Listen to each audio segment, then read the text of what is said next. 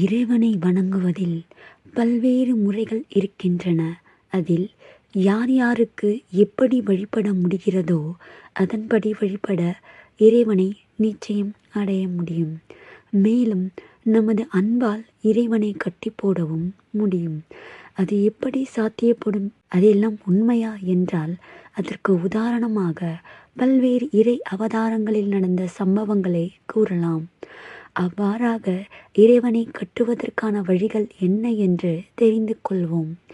ஒரு உருவமும் பெயரும் இல்லாத இறைவனுக்கு 1000 உருவமும் பெயரும் உண்டு என்பதை வேதங்கள் முதல் சாஸ்திரங்கள் வரை கூறுகின்றன. அத்தகைய இறைவனை அவனது திருநாமங்களை கூறிக்கொண்டே மனதால் நினைப்பது பெரும் புண்ணியத்தை கொடுக்கும். அத்துடன் இறைவனின் நாம ஜபத்திற்கு இறைவனே கட்டுண்டு கிடைப்பதை பல்வேறு புராணங்களில் காணலாம்.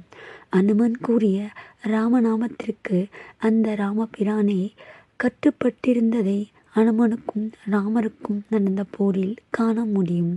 இறைவனை பற்றிய சிந்தனையுடன் பேசாமல் மௌனமாக இருப்பதால் இறைவன் வசப்படுகிறான். மௌனத்தின் மூலமாக புலன்களை ஜெபிப்பதுடன் தியானம் செய்த பலன்கள் கிடைக்கும். மனதை அடக்கக்கூடிய சக்தி மௌனத்திற்கு இருப்பதால் இறைவன் மீதான சிந்தனை அதிகரித்து இறையருள் முற்றிலுமாக கிடைக்கும். மௌனத்தினால் மன ஆற்றலின் சக்தி அதிகரித்து இறைவனுடன் பேசும் சக்தி கிடைத்து திருஞான சம்பந்தர், சுந்தரர் ஆகியோர் நினைத்த நேரத்தில் இறைவனுடன் பேசியது போன்று பேசும் வல்லமை கிடைக்கும். இறை சிந்தனையில் இருப்பது என்பது சாதாரணமாக தோன்றினாலும் அது அவ்வளவு எளிதல்ல. சில வினாடிகளுக்கு மேல் தொடர்ந்து இறைவனை நினைப்பது மிக உயர்வான விஷயமாகும்.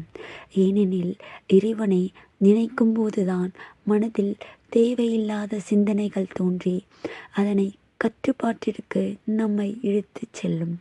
ஆனால் அதையும் மீறி இறைவனை நினைத்து வெற்றி காணும்போது அந்த இறைவனை நேரில் தோன்றி காட்சியளிப்பான்.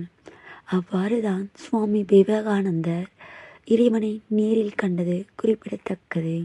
இறைவனை பற்றிய பெருமைகளும் புகழையும் கேட்பதாலும் இறைவனை வசப்படுத்தலாம். இறைவனை குறித்து பல விஷயங்கள் அறிந்தவர்கள் சொல்வதை கேட்டாலே நிச்சயம் இறைவன் வசப்படுவான். இதைத்தான் செல்வத்துள் செல்வம் செவிச்செல்வம் என்று திருவள்ளுவர் கூறுகிறார். கல்வி அறிவு இல்லாத பக்தர்களுக்கும் இறைவன் பக்தி என்பதன் மூலமாக வசப்படுவான் என்பதை சாதாரண எளிய பக்தர்கள் வாயிலாக காணலாம். ஜோதிடத்தில் நிபுணத்துவம் வாய்ந்த சகாதேவனே கூட தனது பக்தியால் கிருஷ்ண பகவானை வசப்படுத்தியது குறிப்பிடத்தக்கது.